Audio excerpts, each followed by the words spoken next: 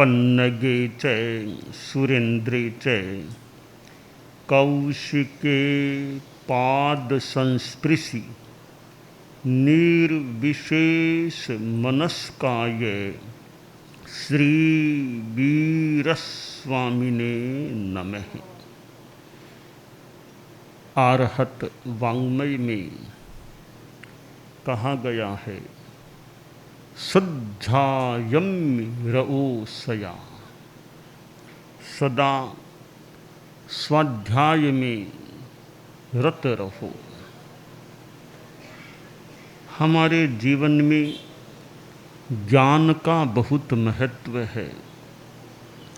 ज्ञान लौकिक विद्याओं का भी होता है और आध्यात्मिक विद्या का भी ज्ञान होता है। लौकिक विद्याओं के ज्ञान का लौकिक संदर्भों में अपना महत्व है और आध्यात्मिक ज्ञान, अध्यात्म विद्या का ज्ञान आत्मा की दृष्टि से, लोकोत्तर कल्याण की दृष्टि से महत्वपूर्ण हो सकता है। कितने धर्मशास्त्र हैं, उन धर्मशास्त्रों का स्वाध्याय होता है। एक आत्मा की दृष्टि से पथ दर्शन मिल सकता है। जीवन कैसे जीना, इसका भी एक संबोध प्राप्त हो सकता है। तो स्वाध्याय करने से कोई ज्ञान कंठस्थ किया हुआ है, वह भी सुरक्षित रह सकता है। कई संस्कृत के और के प्राकृत के और अन्य भाषाओं के दोहे श्लोक अच्छे अच्छे याद किए हुए हैं। अब कभी कभी दोहराए जाएं, पुनरावर्तन होता रहे तो वे फिर स्मृति में चिरस्थायी हो सकते हैं। और दोहराना छूट जाए तो कुछ स्मृति कमज़ोर पड़ सकती है। कोई कोई दोहा श्लोक तो बरसों पहले कहीं सुना हुआ, सीखा हुआ, बरसों तक उसको काम में भी नहीं लिया, फिर भी अचानक वह कहाँ वो श्लोक, वो दोहा कभी ध्यान में आया था, सीखा था, अब थोड़ा ध्यान दिया तो वो श्लोक वापिस उभर गया, मानो सुसुप्त अवस्था में था, वो एकदम ताज़ा हो गया, स्मृति में उभर गया, आ गया। पुनरावर्तन होता है तो वे याद किए हुए ग्रंथ कंठस्थ रह सकते हैं। अध्यात्म विद्या का ज्ञान, बच्चों को भी अध्यात्म विद्या का भी ज्ञान दिया जाए तो वो केवल भौतिकता से ही लिप्त न रहें, रचे पचे न रहें, प्रभावित न रहें, अध्यात्म विद्या का भी उन्हें ज्ञान हो तो वे कोरी भौतिकता से जो समस्या पैदा हो सकती है उससे कुछ मुक्त भी रह सकते हैं। वरना बच्चे बस स्कूल गए, अपना आजकल मोबाइल, कंप्यूटर ऐसी चीज़ों में रह गए, वो धर्म समझते, न कर्म समझते, न हिंसा अहिंसा, कुछ विशेष ज्ञान नहीं है। यानी संस्कार अच्छे आएं बच्चों में, यह महत्वपूर्ण बात है कि बच्चे पढ़ें। यह तो ठीक है, आवश्यक भी है, बच्चे पढ़ें। पढ़ने के लिए देश में विदेश में जगह जगह बच्चे जाते हैं, हॉस्टल्स में ठहरते हैं, अपने ढंग से कहीं ठहर सकते हैं और ज्ञान प्राप्त करने का प्रयास करते हैं। तो यह बात ठीक है, ज्ञान प्राप्ति का प्रयास कोई गलत बात ऐसे नहीं लगती, पर वो अध्यात्म विद्या का भी ज्ञान बच्चों को मिलता रहे। ये ज्ञानशालाएँ चलती हैं, पाठशालाएँ जो भी चलती हैं, इनके माध्यम से बच्चों को धार्मिक ज्ञान कराया जा सकता है या ज्ञान मिल सकता है। और बच्चों में अच्छे संस्कार हैं, बच्चों में ज्ञान भी अच्छा है, शिक्षित भी अच्छे हो रहे हैं और भीतर से संस्कारित भी हो रहे हैं। तो शिक्षित और संस्कारित बच्चे होते हैं, वे बड़े होकर के बहुत अच्छा कार्य भी करने वाले बन सकते हैं। तो यह स्वाध्याय है। प्रेरणास्पद कहानियाँ भी पढ़ें, उन कहानियों से भी एक इंस्पिरेशन, एक मोटिवेशन, एक प्रेरणा हमें प्राप्त हो सकती है। ये बाल कहानियाँ, छोटी छोटी कहानियाँ, और कई बार दादा दादियाँ और ये मानो कहानियाँ बच्चों को सुनाते हैं, तो उनसे भी कोई ज्ञान और प्रेरणा मिल सकती है। आजकल technology, television, computer, social media आदि आदि इतनी चीज़ें हैं कि बच्चों को उनसे भी बहुत सामग्री मिल सकती। आज इंटरनेट, गूगल, ऐसी चीज़ें, कितनी कितनी ज्ञान की चीज़ें उनसे भी प्राप्त हो सकती है। तो धर्म की बातें, अध्यात्म की बातें, वो भी संपर्क में आए, उनको भी ग्रहण किया जाए। तो मान लो ठीक है, भौतिकता की बातें भी जानने की हो सकती है, जानी जाती हो सकती है, तो साथ में आध्यात्मिकता भी। जैसे अब संत लोग बैठे, पूरा मीठा मीठा ही खा, थोड़ा चरका भी साथ में खाएंगे, थोड़ा हम ठीक हो जाए। तो कोरी भौतिकता साथ में थोड़ी आध्यात्मिकता फुट आएगी, थोड़ा संतुलन हो सकता है। इसलिए कोरी भौतिकता है वो कहीं समस्याजनक हो सकती है। उन समस्याओं से बचने के लिए साथ में आध्यात्मिकता भी रहे। डॉक्टर दवाई देता है कि साइड इफ़ेक्ट हो सकता है, साइड इफ़ेक्ट से बचने के लिए ये टेबलेट और साथ में ले लो, तो वो दवाई तो लेनी पड़ेगी मूल बीमारी के लिए। उस दवाई से साइड इफ़ेक्ट होने की संभावना है, उससे बचने के लिए एक टेबलेट और साथ में ले लो। तो भौतिकता से बिल्कुल तो बचा रहना मुश्किल है, भौतिकता के संपर्क में भी रहना है, भौतिक चीज़ों को भी जानना है। तो साइड इफ़ेक्ट से बचने के लिए वो स्पिरिचुअल टेबलेट साथ में ले ली जाए, स्पिरिचुअलिटी का भी ज्ञान किया जाए, संस्कार मिले, तो मेटेरियलिज्म से होने वाले साइड इफ़ेक्ट से मानो एक बचने की व्यवस्था हो सकती है। वो स्पिरिचुअल टेबलेट, स्पिरिचुअल चीज़ों से वो कार्य हो सकता है। मास्टर साहब बच्चों को पढ़ाया करते थे, एक ही गुरुजी थे, गांव के 100-150 बच्चे आ जाते, अकेले मास्टर जी 3-4 घंटा पढ़ा देते। बस आज सुबह 8, 7:30, 8 बच्चे आ गए, जो तो भी 11, 11:30 खूब अकेले मास्टर जी पढ़ा देते। अंग्रेजी भी पढ़ा देते, थोड़ा संस्कृत भी, ज्योतिष भी, ऐसे कई बातें, कई चीज़ें पढ़ा देते हैं। तो गांव के बच्चों को अच्छी खुराक मास्टर जी से मिल जाती। एकल गुरुजी, एकल विद्यालय। तो वो मास्टर जी यूँ अंग्रेजी भी पढ़ाते, संस्कृत, ज्योतिष, कभी साथ साथ में वो कई बार धर्म अध्यात्म के शास्त्रों की बात भी बताते।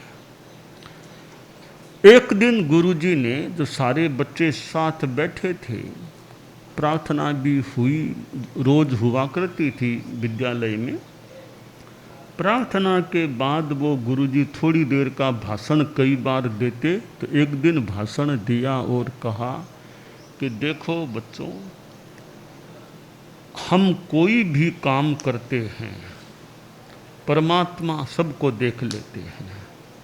सिद्ध आत्मा कह दें, परमात्मा कह दें, वे सबको देखते हैं। कोई कितना ही कमरा बंद करके कोई काम कर ले, छिप करके काम कर ले, परमात्मा से कोई छिपा हुआ नहीं रहता। वो सबको देख रहे हैं कौन क्या करता है। इसलिए परमात्मा देखते हैं, या कर्मों का फल भी भोगना होता है, तो बुरा काम छिप करके भी नहीं करना चाहिए। परमात्मा देखते, याद रखना, परमात्मा आत्माएं जो हैं सबको देखती हैं। एक छोटा सा पाठ बच्चों को पढ़ा दिया कि परमात्मा सबको देखते हैं, सब जगह देखते हैं। कुछ दिन बीते। अब वो गुरुजी ने सोचा कि मैंने बच्चों को कई दिन पहले वो बात बताई थी कि परमात्मा सब जगह देखते हैं, छिप कर के भी बुरा काम नहीं करना चाहिए, तो मैंने बता तो दिया, मतलब बच्चों ने कितना गहराई से ग्रहण किया या नहीं किया, इसकी थोड़ी जांच करूं, परीक्षा करूं। तो वो कुछ दिन बीतने के बाद गुरुजी बोले कि बच्चों एक जानकारी दे रहा हूं कि मेरी एक बेटी है।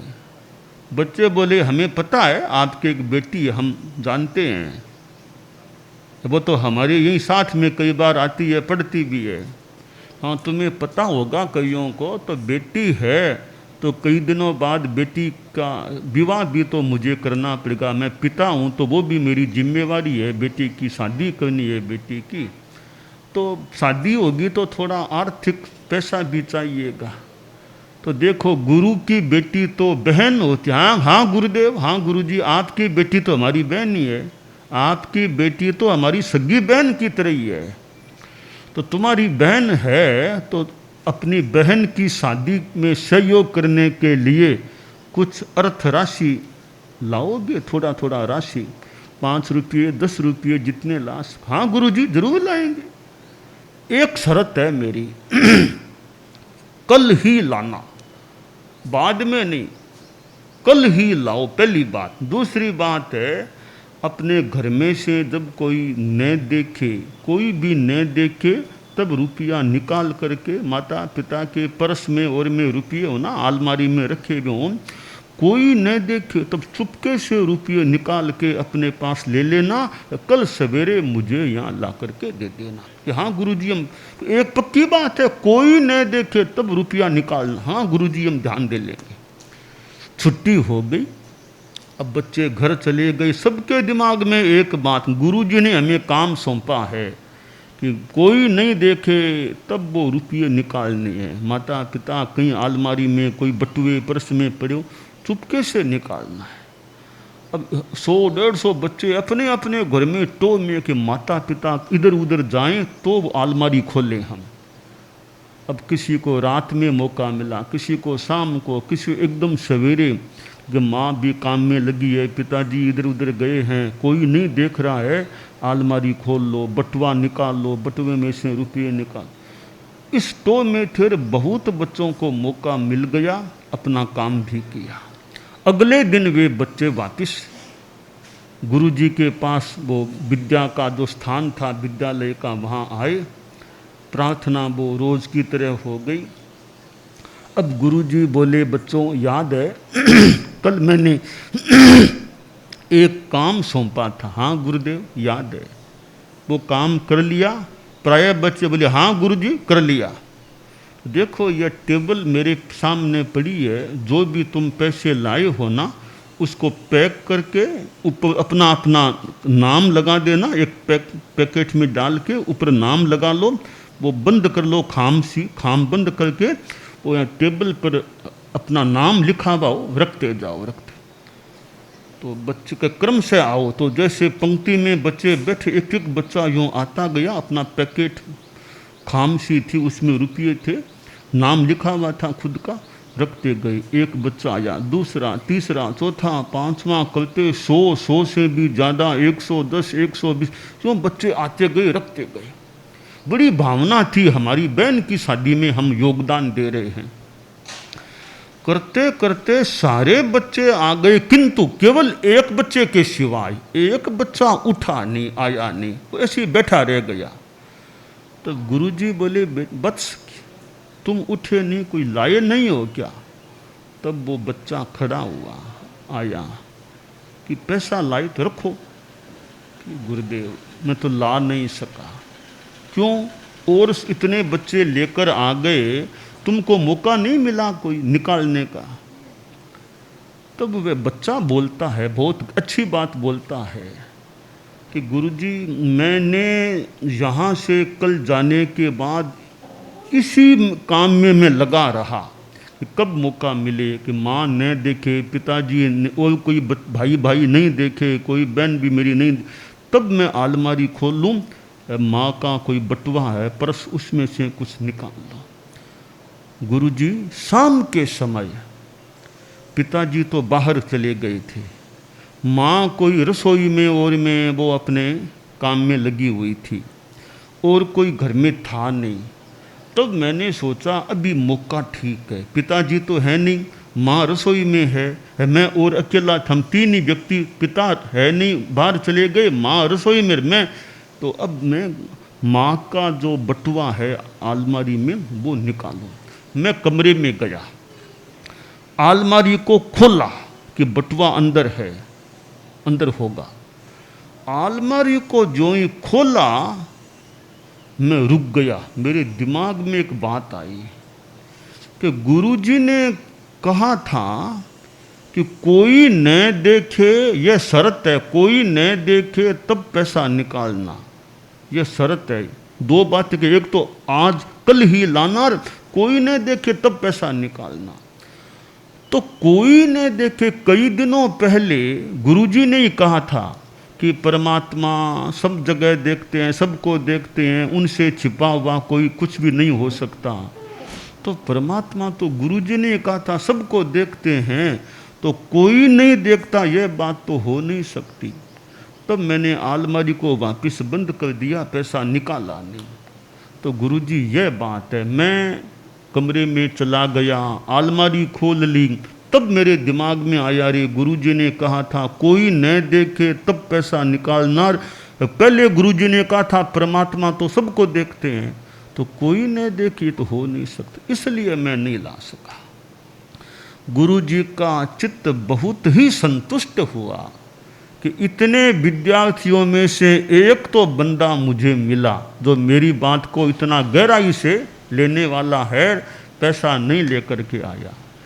तब गुरुजी ने और सारे बच्चों से कहा सब बैठो, अब मेरी बात सुनो कि देखो तुम ये पैसा लेकर आए हो अपने अपने घर, हाँ अपने अपने घरों से लाए हैं, तुम सब तो चोर हो, तुम तो चोर हो सारे, ऐसे पैसा निकाल के लाए हो।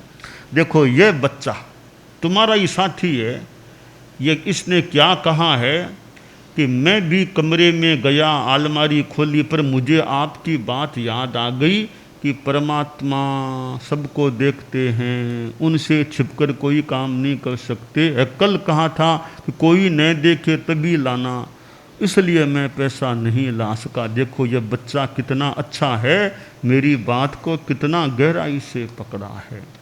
अब सुनो मेरी बात, तुमने ये पैसा जो तुम लेकर आए हो बहन की शादी के लिए, मेरी बेटी, पर मैंने कहा कोई न देखे तब लाना, तो परमात्मा तो मैंने कहा था देखते हैं सबको, तो तुमने तो शर्त का पालन किया नहीं, तो ये अपना अपना पैकेट वापस ले जाओ और अभी के अभी घर जाओ, जहाँ से पैसा निकाला जिस अलमारी से वो वापस वहाँ पैसा रखो, अपने चोरी का पैसा काम नहीं लेना है, चोरी को ख़त्म करो, वापस पैसा रख दो। अब यह बात है धर्म की बात कह दें, अध्यात्म की, बच्चों को बताई तो एक बच्चे ने तो एकदम ग्रहण कर ली और बच्चों को भी बाद में बोध पाठ मिला कि यह तो गुरुजी ने हमारी परीक्षा की थी कि हमने गुरुजी की बात को कितना पकड़ा।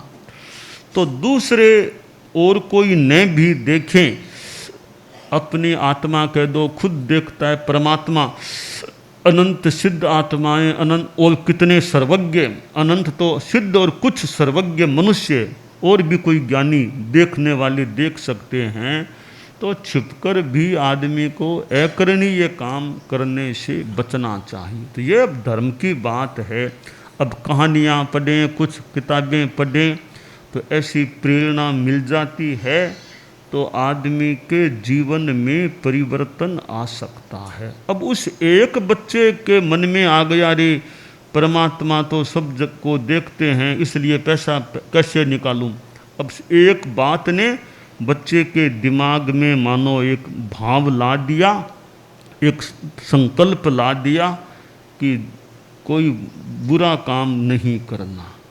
तो यह स्वाध्याय करने से अच्छी अच्छी शिक्षाएं मिल सकती हैं। धर्म शास्त्रों में कितनी बढ़िया बढ़िया बातें मिलती है। अब उनका स्वाध्याय होता है, ज्ञान होता है। एक एक दोहा, एक एक श्लोक कोई याद है तो मौके मौके पर वे श्लोक दोहा भी प्रेरणा दे सकता है और आदमी को गलत पथ पर जाने से बचाने वाला सिद्ध हो सकता है। अब एक एक दोहा बचन रतन मुख कोट है, होठ कपाट बनाए, समझ समझ हरफ काढ़िए, मत परवश पड़ जाए। कि बचन तो रत्न है, ये मुंह ये होठ वो दरवाजे हैं, इसलिए बचन रूपी रत्न को सोच सोच कर निकालो, हर कहीं मत निकालो। अब एक दोहा है, थोड़ा मनन करे याद रहे तो मौके मौके पर प्रेरणा रहे। दोहे में क्या शिक्षा है? वचन रतन मुख कोट है, होठ कपाट बनाए, समझ समझ हरफ काढ़िए, मत परवश पड़ जाए। कि सोच सोच करके शब्द निकालो, कहीं लेने से देना न बढ़ जाए।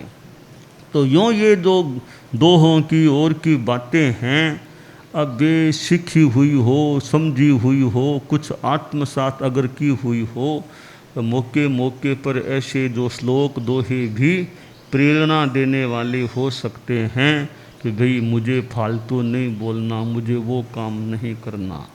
तो स्वाध्याय संस्कृत में है, स्वाध्यायान माँ प्रमादिहि, स्वाध्याय से प्रमाद मत करो, स्वाध्याय में प्रमाद मत करो।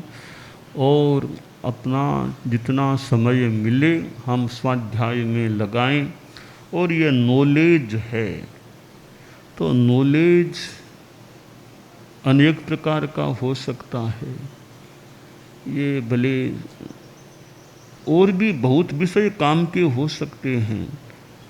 फिजिक्स है, और कोई भूगोल है, खगोल है, सामाजिक ज्ञान है, विज्ञान है, और कई भाषाएं हैं।